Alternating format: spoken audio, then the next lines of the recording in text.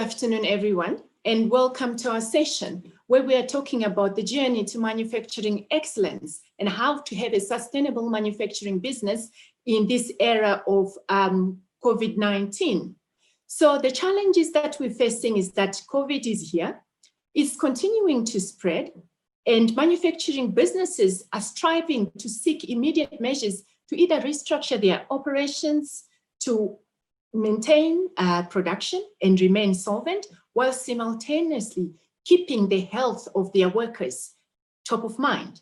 Amid all this, there's some other business challenges that the manufacturers are facing, including oil prices that are plummeting, demand that is not really growing, it's dwindling, supply chain bottlenecks, spending slowdowns, concerns over the credit markets. Manufacturing entities are especially vulnerable, given that their workforce is employed on site and they need to be there for them to continue to operate. The slow economic activity in general is something that we all worry about, and it results in perhaps reduced demand for industrial products. But of course, there can be also opportunities in this. And to join me in this discussion this afternoon is first up, Mr. Gerard Hartman. Raise your hand. He is the, Gerard Hartman directs and oversees the expansion of Sage's accounting, human resources, and payroll business across Africa and the Middle East. Thank you very much, Gerard, and we thank you for Sage being the sponsor of our session. Next up is Mr. Dave Bullock. Dave started his engineering career in printing and packaging. And in 1999, he joined Systems Automation and Management, where he was a project manager and a technical lead for industrial automation and systems integration projects, gaining experience in all aspects of PLC and so on. David is going to be talking to us this afternoon as part of our panel. Moving on to our third panelist, I want to welcome Praveen Patel, Divisional Operations Manager from Nampak. Praveen has over 20 years of leadership and management experience as a leader in production and engineering management in the manufacturing industry, being accountable for all aspects of production, engineering, business improvement, quality improvement, and people development. He's got vast experience across the African continent, and I could carry on. And then the last panelist that I'm going to introduce is Conrad Bezuidenhout, who is the founder of Maverick Shared Value. Conrad Bezuidenhout established Maverick Shared Value to bring a strategic partnership engagement support offer for shared prosperity. I'm going to restart this part, you have to cut it. Last panelist, but not least, is Conrad Bezuidenhout. Conrad established the Maverick Shared Value as a company to bring a strategic partnership engagement support offer for shared prosperity and sustainable growth projects to market, and to allow greater flexibility in taking on developmental projects in addition to corporate consulting. Conrad has been doing that for years. Projects at launch include a World Bank funded initiative. He can talk about that. It includes work that he's done as a contract advisor to FTI Consulting, who are a select group of clients in the payments industry in South Africa and general public affairs and government relations, and advising on various processes of public and private sector fiscal and regulatory development cooperation platforms. So that is those are our panelists, our elite panelists this afternoon. And to join me in this conversation, I want to start by talking about the challenges that all players in the manufacturing sector have faced. And the first question that I want to pose to you as our panelists is, what major global supply chain disruptions have manufacturers experienced? What lessons have they learned? And how can they be even better prepared for the next pandemic and in dealing with the pandemic as it is still spreading? So I would like to leave it open for takers to raise their hand and give it a start, and then we'll have the dialogue. Gerard, please start us off on this conversation. Hi, good day, Rachel, and it's great to be on the panel with you today. And I mean, as we said, as Sage sponsoring the event, it's very important for us because at the end of the day, Sage being a global market leader when it comes to technology solutions to our customers, this event specifically being Manufacturing Indaba is key for us. It's a key industry. We've managed customers over many years. And I want to say as well is it's important that we give these technology solutions to customers because it's going to empower them to have better insight into their processes, into managing their finances, their people, and at the end of the day, their customers. But I think very importantly, what we've seen over the past couple of months with the pandemic that hit South Africa is we saw that customers that invested in technology pre-COVID was really in a better space. They had insights into their operations. They could manage their cash flows better. Their supply chain that's been disrupted, again, they could manage it and make sure they can keep in contact with the suppliers, the customers, etc. And I think again, during COVID, what Sage observed as well is, again, customers knocking on our doors and say, but listen, we've got manual processes or systems, how can we automate? Right. So, and the companies that invested in technology first before COVID was in a better space just because they could make those adoptions. But I think also, I don't want to say we passed the pandemic, but if we look at businesses today again, don't think it's too late to invest in technology. Don't think you're behind because you didn't do it. But very importantly, look to the future and put your priorities down, because I think it was a big learning curve for all industries, all companies, to make sure, are we geared and how do we adapt? Thank you very much. Indeed, COVID-19 thrust us into the digital age faster than we thought. So indeed, people that were prepared prior to the COVID-19 pandemic who were vested in technology might have fared better. I would like to hear from the rest of the participants what they think and what their take is from the perspective of their own business. And I want to start first with Praveen. Yeah, good afternoon, everyone, and thanks for giving me the opportunity to be on the panel.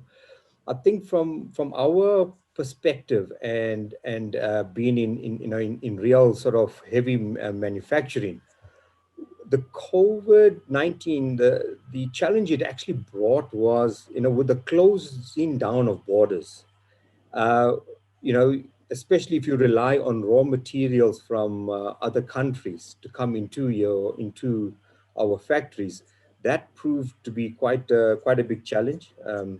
The other one was also specialized services, because with also closing down of ports, etc., you could not get the specialized services you wanted into your operations to assist you.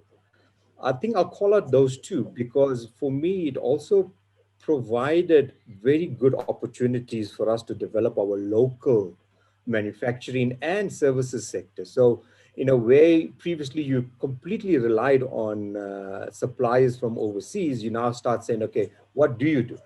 What can you do in the short term to keep your operations running? And we had to do that. We went to local manufacturing suppliers and probably looked at, getting us to do local sort of plastic layer pads, etc.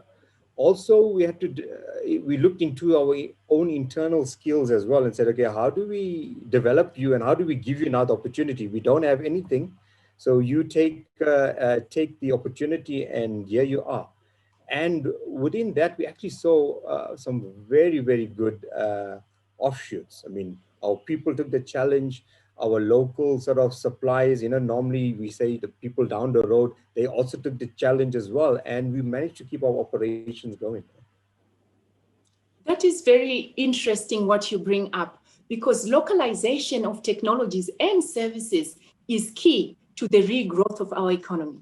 So it is very important that much as it disrupted operations, it showed us just how far we can push ourselves to actually then localize things that we thought it was easy to get from the open market, be it services, be it skills. And in fact, we've seen many entrepreneurs come up to try to fill in the gap during this time when we couldn't just import the things that we needed. But I would like to hear more views on this, and I want to call on David Bullock to share his thoughts. No problem. Thank you for the opportunity. And I think perhaps I can just add a little bit of context. The business that we're involved in is in 3D printing or additive manufacturing. And I'm sure most of the panelists would have seen, certainly in the beginning of lockdown, the technology got a lot of focus around PPE, etc. But I would like to just discuss a little bit about, how those technologies, and Gerard spoke about companies embracing technology, were, as a general comment, better off. And I think the technologies like cloud-based systems, additive manufacturing or 3D printing is definitely one of those 4R technologies that really can help with all of these things that we're talking about, addressing logistics or global supply challenges, and also providing the localization that is required to keep things going. And I think some of the lessons that we learned was that, there's a huge amount of opportunity for adapting and using these technologies to provide the agility that you need to actually deal with things locally to keep things going. And I think it's also been, in a lot of ways, it's been an accelerator in many spaces to say, yes, we can do and develop solutions and solve problems much quicker than we thought we could. And also to, to actually look at what needs to happen to keep things going locally, as Praveen also alluded to. The fact that it's in the past has been easy to rely on supply chains from China, etc. And actually now we've been in many ways forced to re-look at that and to say, well, let's bring some of the stuff local and support our local economy and local industry. And I think technology is definitely a key player there, both from a purely sort of support point of view, but also from a manufacturing point of view, where technologies like additive manufacturing or digital manufacturing have a very big role to play. Thank you very much for bringing the issue and the angle of additive manufacturing and 4IR, because I think it was just a general buzzword before.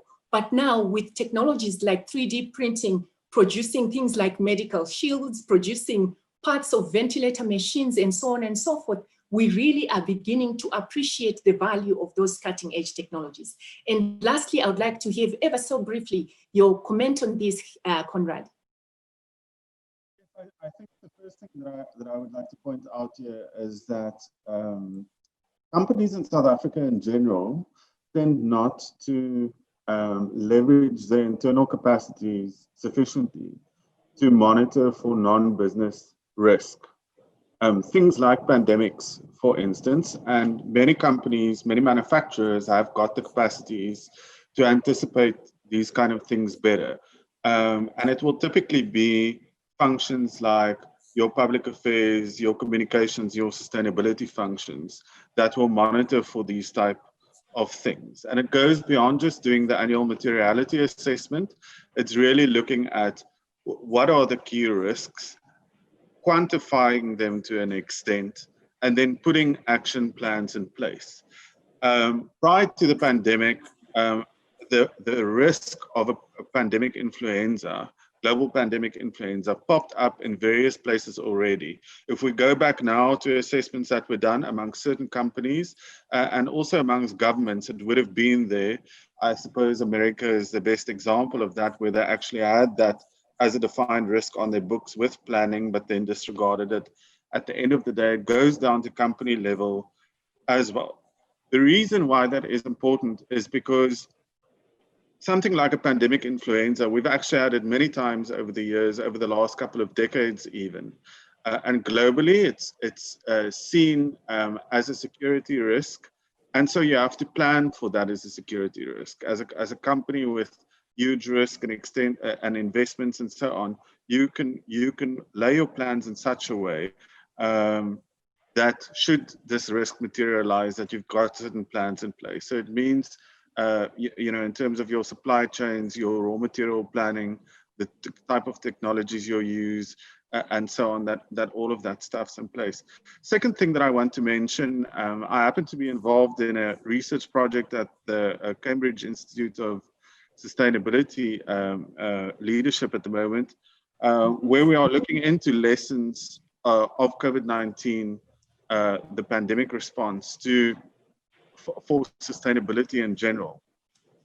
And so in that research, one of the first things that people started to notice as we started to ease into the pandemic, I would say probably about April or May globally, was that where there were supply chain interruptions, like Praveen indicated, in many cases it was quickly overcome by looking at what are the locally available alternatives. How can we substitute what we are not being able. The big thing, and that's where the technology guys come in, the big thing that they have noticed though is that the greatest difficulty was in terms of access to customers on the one hand and access to labor on the other, both of which can to a large extent be overcome by the technology solutions, some of the technology solutions that were mentioned, and then of course things like social distancing and so on. So I want to stop there. Yes. But the key message, I think, is just that, you know, proper planning can help you to overcome these things, and the innovation can be demonstrated prior to the so-called popo eating the fan. All right. So I think you touch on a very interesting topic, which is the topic of preparedness. And it speaks to, you know, you can't exactly always predict when the pandemic will come, but we certainly have disease surveillance tools, normally in the public sector, that could warn us of these kinds of things. Indeed, we had SARS, we had MERS, we had other pandemics. HIV is a pandemic that's still going on, but we still don't have solutions to this. But you touch on a very nice point of the segue to my next question to all of you, which is about, you know, many companies speak about people as their primary resource. They are about people as the first and most critical ingredient in their operations. And for many who are in manufacturing, the issue of the high infectiousness or high spread of this particular disease was a huge factor. And we had actually regulations to say, we are on lockdown now, everybody stay home and so on and so forth. How can companies really talk to us about how you have experienced the issue of keeping your workers safe, trying to remain in some sort of business and making sure that you don't suffer maintenance costs as your infrastructure remains idle because your people cannot be on site to operate this. I don't know who wants to take us on this one, who wants to take a lead on this particular one. In the case of manufacturing, what probably happened in any event, but which is a good strategy to follow, is to follow the example of other frontline personnel. Manufacturing, these essential processes that need to be kept going, maintenance and so on, are essential services that need to be performed. And so they need to, in cases like these, adopt the same kind of precautions that we see in other frontline professions, such as nurses and doctors working in hospitals. There are certain ways of limiting your risk in the process of doing it itself. But then I should also say that you will probably find that the majority of infections during this time was not incurred at work. It was incurred away from work, where people interacted with each other in their homes or in their communities, where they see one another and where they get together. We know the kind of risks that social interaction, in particular incur. And so it's incumbent upon companies in general, and then of course manufacturers, to bring that message of responsible behavior outside of the workplace to the employees to ensure that they are kept safe. I'll stop there for now. So you actually articulate the challenge. So you have people that are working and also getting on with their lives, no matter in their small communities or in their households. They contract the disease elsewhere, but they have to come into work. And so what lessons did we learn there? I know that some of the companies, for example, had testing requirements to make sure that much as the infection doesn't happen in the work environment, people can pick up the infection anyway and disrupt business. Did you have to outsource anything? Did you have to put in testing programs, or how did you cope, and how in future could we cope better with that kind of problem? I don't know who wants to continue on that. I want Praveen's opinion on this, and then we can continue the conversation. Praveen? What I found was, I mean, I think, just specifically from, with regard to the people side of it and their safety, work is a place where people conform. I actually found it easy in the sense that the regulations were there, and if you implemented the regulations very well and made sure that it's adhered to, people comply. And I think, as Conrad mentioned, that most of the infections happens, once they leave the work site. But what we did was, we also tried to bring it home. And what happened was, which was quite nice, was individuals that were infected at a few of our sites actually made a story out of it.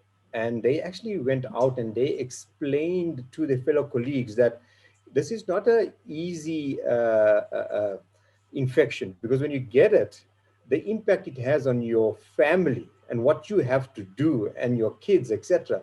I think for us, that was a game changer, in that people started to sit back and think, okay, it's not about me just getting this, it's about how it impacts my family. So we dealt with that, as well as I mentioned, once you got the rules in place at a work perspective, people comply. And we're able to roll that out. With regard to maintenance, etc., if you're in manufacturing long enough, you know that there are certain things you don't sacrifice in the short term, because in the long term it does come back and bite you. So things like maintenance, etc., you had to go and review it. You had to make sure that you're not spending unnecessarily, but you had to also ensure that you continue with some of the key maintenance work that you had to do. On our side, we definitely managed that and ensured that there was that activity that happened and continued to happen throughout the lockdown. Thank you for the response. Any more thoughts on this, Gerard? Yes, I actually want to say I love the story that Praveen told about employees who got infected, that they actually went home, or they shared it with their colleagues, as well as share it with their families, etc. I think for me personally, when you heard someone in your family contracted COVID, it was like, oh, but it's a disease. You can't speak to them. You should keep obviously social distancing. But I think that, and we saw it in the schools and we saw it across businesses, that at the end of the day, you need to share that story. I mean, some of the stories were positive. People recovered. Yes, they contracted it. Yes, they were ill. But it was education for the rest of, I want to say, the population or communities or families to know what not to do. And for me, I think that ties back to everyone on the call. I mean, being in corporates, working in the manufacturing industry, there was a responsibility as a business. You had a responsibility about your employees. I mean, I've heard many, many great stories of of companies at the end of the day that protected their employees. I mean, as Praveen and Kunrad said, making sure they've got the necessary equipment, making sure that at the end of the day, when they do go to work, that they know, what do I need to do and what do I need to look out for. And for me, that's a very positive spin at the end of the day, to make sure that we keep on with this education. We're not over the pandemic. We saw the stats, what's happening in the country, and I think education and that responsibility is still key for each one of us as corporations supporting our employees and our colleagues in South Africa.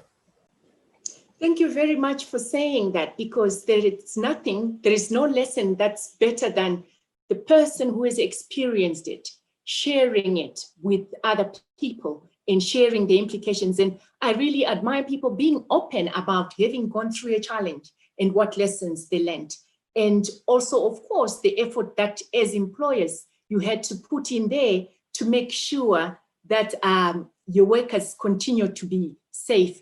Obviously, it impacted, you had to buy PPE, you had to rearrange shifts, you had to reduce the number of people that could be in a space. And how has that impacted your businesses? I don't know if anyone wants to help us conclude on that one. And how would you better prepare your manufacturing line for the next pandemic, other than getting robots in there?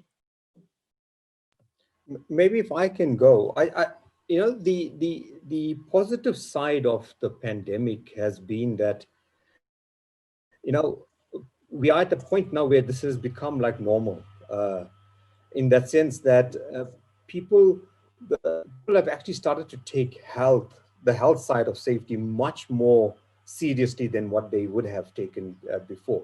So, you know, whereas before you had to really push people to conform, etc., what we're finding now is that, you know, people are doing it naturally in terms of, you know, making sure I'm talking more at a work level where, you know, they know this is a barrier, they're not allowed to go certain areas, they know they have to social distance, they have to sanitize.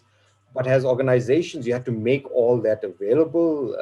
And yes, it was difficult initially, but as momentum continued, it became part of what people do.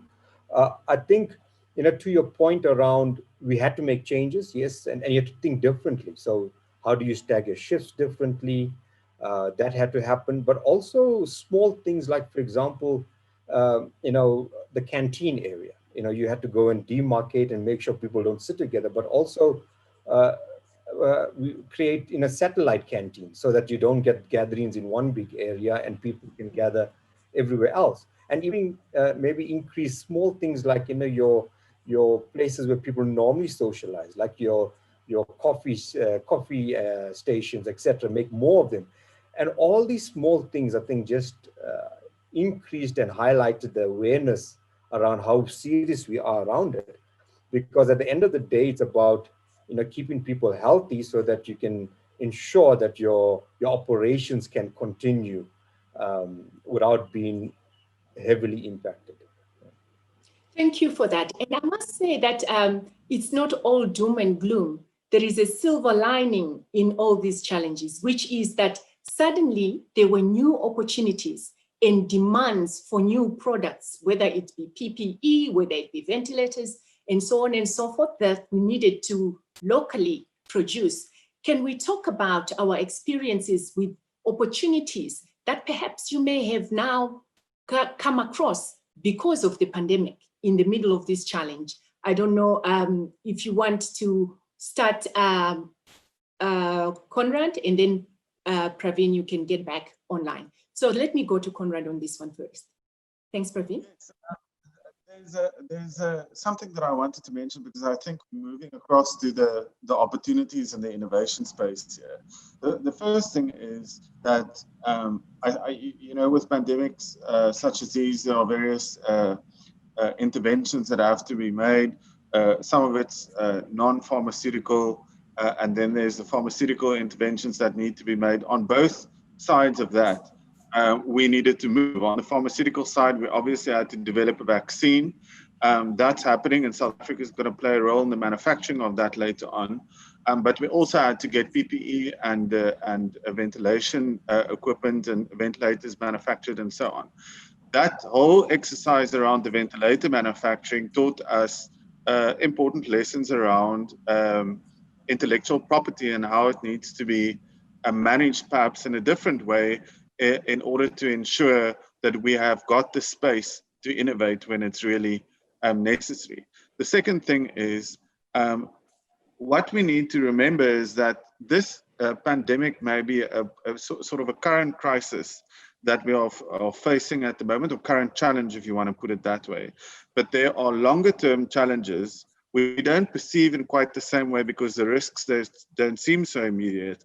But for instance, the economic fallout from the pandemic is very much akin to what we might see if there were an environmental crisis. And so now, because everything's immediate, it's focusing our minds on, oh, we're going to incur costs there, so we need to look for opportunities elsewhere, and we're starting to discover things.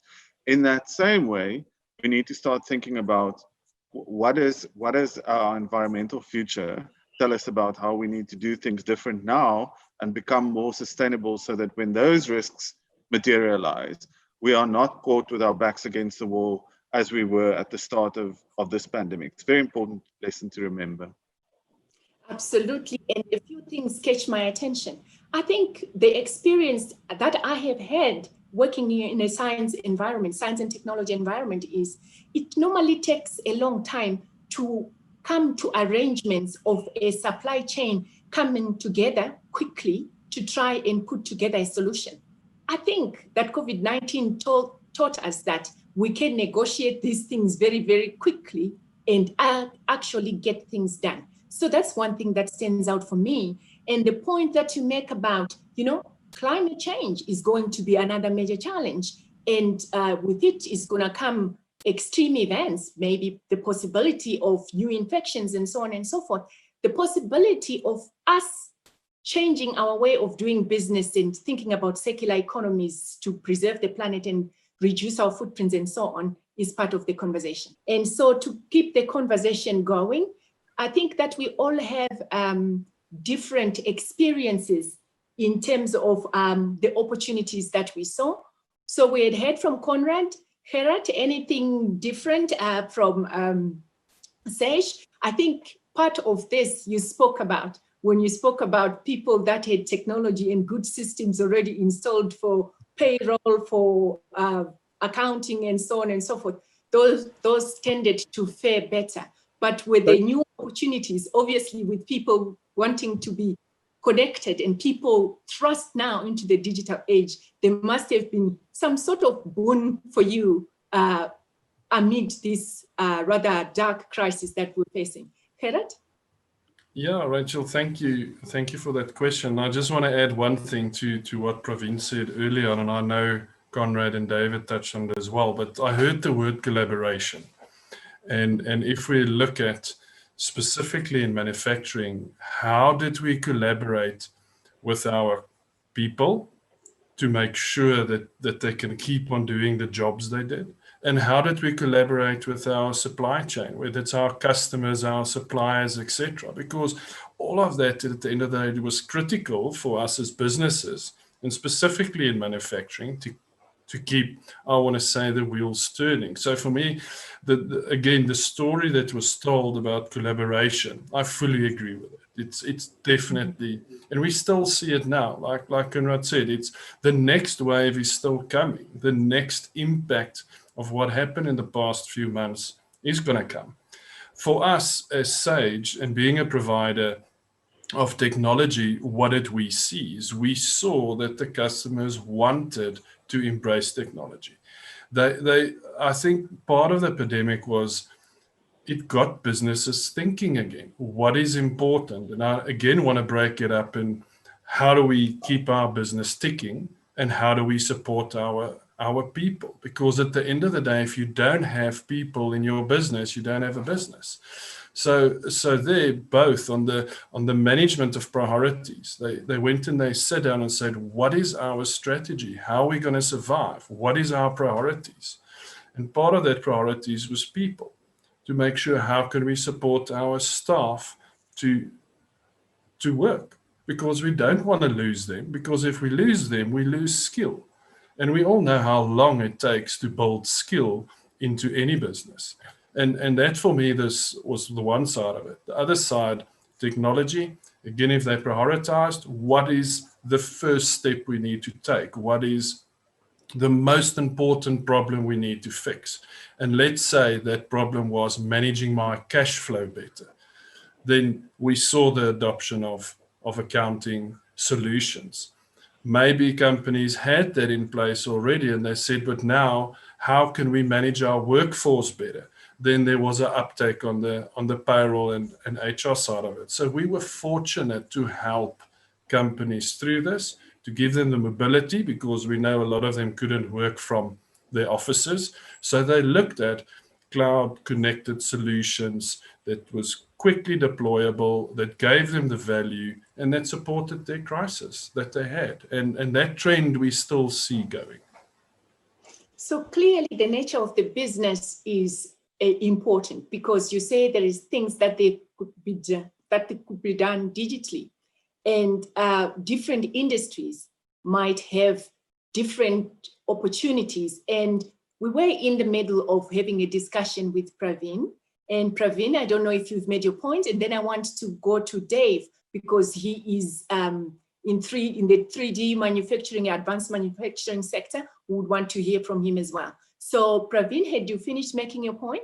I'm not sure at which point I got technology lost me, but the point I was making is because we could partner with our local sort of suppliers, we actually ended up getting, as I mentioned, this contract that gives us a new lease on one of our production lines. And as a result, we've managed to save jobs for the next 12 months.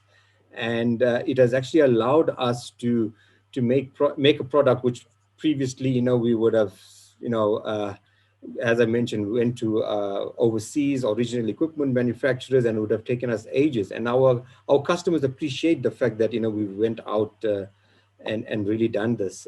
So yeah, I think, at the end of the day, it's really given us an excellent opportunity. Thank you very much, Praveen. Let me go on that note to hear what David Bullock thinks about this matter of opportunities in the time of a crisis. David? Thank you. Yeah, I think what I wanted to just add there is talking about technology, but also talking about mindsets and sort of general practice that has now become, I think the one thing that the pandemic did was make a lot of things that were there. Many companies had video conferencing facilities, Zoom, for example, that we use now. But there was almost like a stigma attached to actually using that technology to collaborate and to connect. And one of the things that's definitely happened, certainly we've seen in our interactions with customers and customers' technical teams, is that you're actually collaborating much more closely and connecting much more frequently than happened previously. And it's become more acceptable and easier to use that technology. And then kind of moving that a little bit further into sort of cloud connected solutions and things for collaboration platforms. I think, there was a lot of not necessarily conscious resistance to using that, but it has become easier because people have actually realized that this is a tool that can be, or these tools rather, can be very productive and very effective at solving problems. And, I would put 3D printing and additive manufacturing into that space as well. These things have become kind of been brought into the spotlight by the situation that we find ourselves in, and it's in many ways accelerated a lot of that sort of technology acceptance, probably by several years, if not a decade. Just through the fact that we've been forced to innovate and been forced to adapt to the current situation. Thank you very much for that. And I want to touch on now, the whole idea here is that manufacturing is a major player, a major contributor to the economy of South Africa. And I want to hear your take on two aspects of manufacturing. The first thing that I wanted to hear is, we hear that small and medium-term enterprises are going to be key in generating some of the jobs and in contributing to economic recovery. So I want to ask what you have seen in your space, in your supply chains, with respect to the emergence of new players that will grow the economy in the future, and then the issue of skills and how we can tackle it to support manufacturing. And you all work in more or less established businesses, and so you are experienced. But as new entrepreneurs come up to put up new companies in the supply chains, seeing as you've had to localize, I would like us to reflect a little bit on this issue of small entrepreneurs, new innovators coming into play, and their role in the future, now and in the future, in the issue of skills. And if you can make a quick reflection each on that, that would be very interesting for us. Before I ask you to each give the most important lesson that you learned. But first, let's talk about new emergent players in your value chains in manufacturing and related skills. I will start with Conrad. Yes, I think the first thing is that we've got to remember that the smaller players have had, I think, a much harder time of it Exactly. over the pandemic and responding to it and trying to keep up. I've got a number of acquaintances, friends, people in my broader network with small businesses. They are battling. Those guys are not having a relaxed Christmas in the very least. So our expectations, if we say our expectations are that SME players are going to play a significant role in job creation and so on, then we need to actually put policy in place and execute it to support them. The second thing is, there's a lot of basic things that are disproportionately affecting small business players, and something like corruption, for instance, is one of it. The difficulty that they had to try and access some of the support measures that were supposed to be allocated to SMEs during this time was inexcusable, and then next to the vast corruption that we have seen. So that is unfortunately a political thing that needs to happen. The third thing is service delivery also disproportionately affects them. The Small Business Initiative a couple of years ago already did some research around this thing. Things like basic services that need to be delivered by municipalities, water supply, electricity supply, all of those kind of things disproportionately affects small businesses. And then if we get to the issue of skills, we really need to relook the labor dispensation in this country. Now, I know that it's counterintuitive for manufacturers, the bigger manufacturers, because a lot of them have paid for industrial peace. That is what centralized bargaining incentivizes.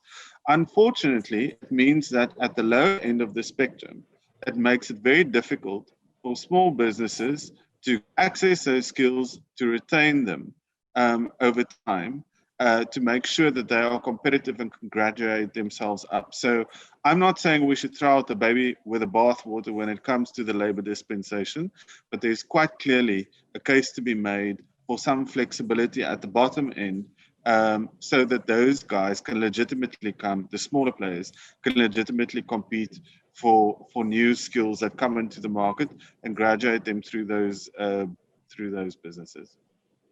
Thank you very much for that. And clearly, if we are to grow the economy, an enabling environment is required for the smaller players. And I still think that big business also has a role to play in supporting these small players. I will hear next from an experience on skills.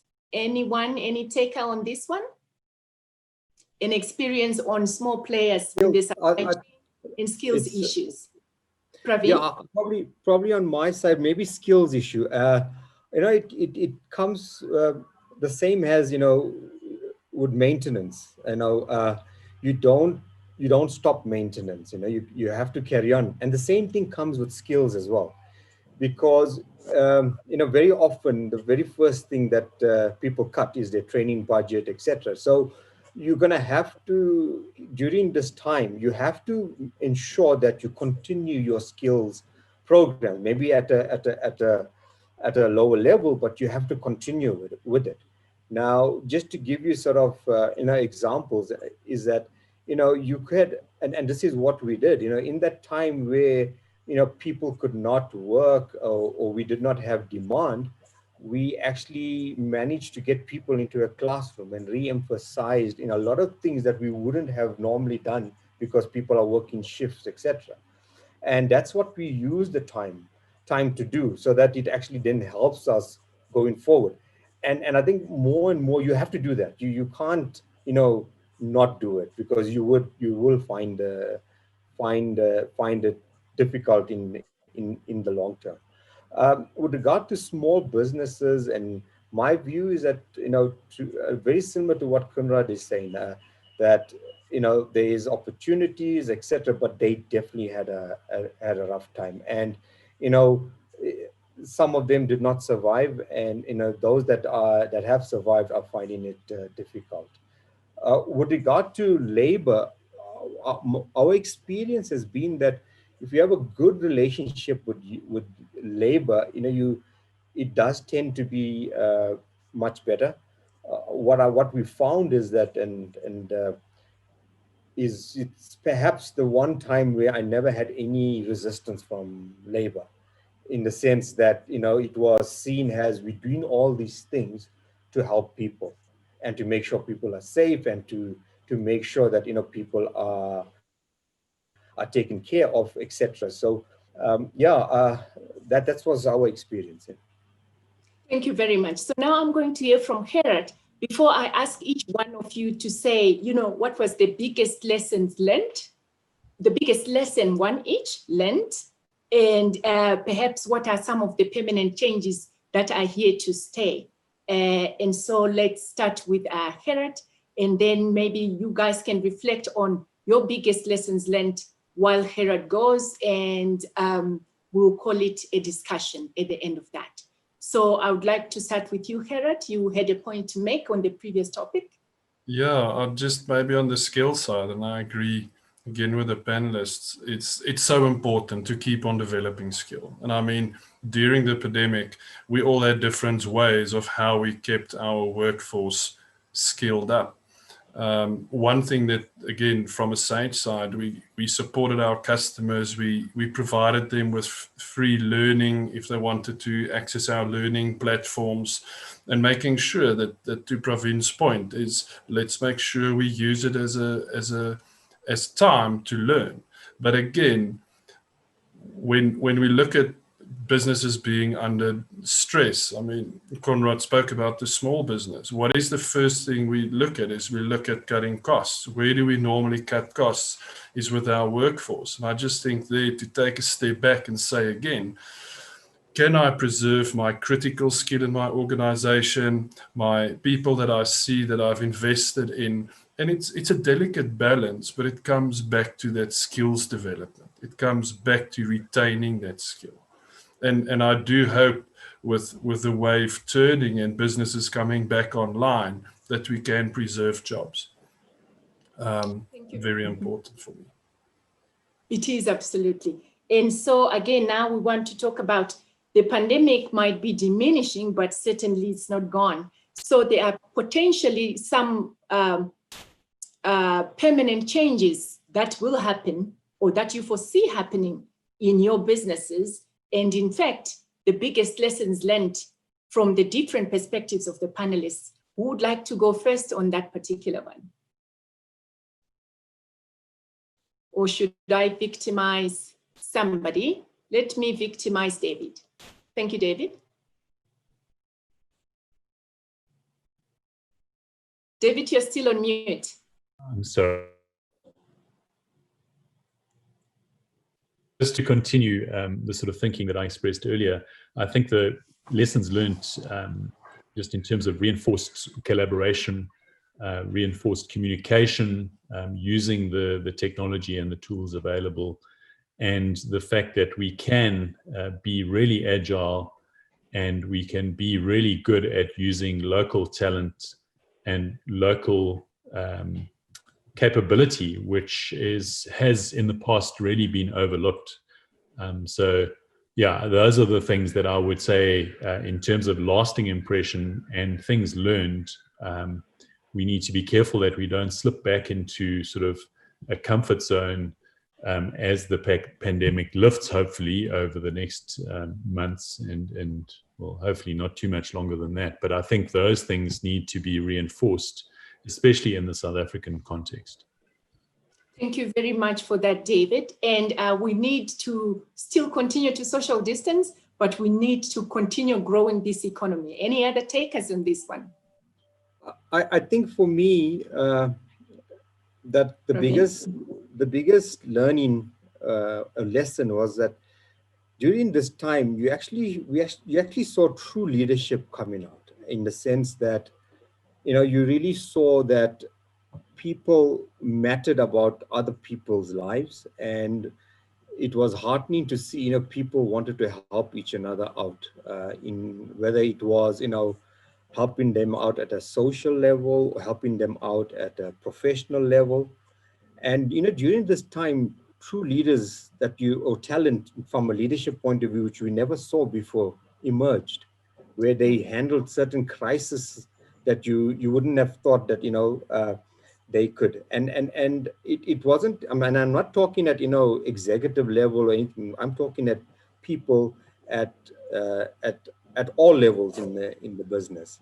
And for me, that was one of the big learnings and big things that we saw coming out of it. Yes, we had to do all sorts of, things, but that for me was, true talent that I saw coming out.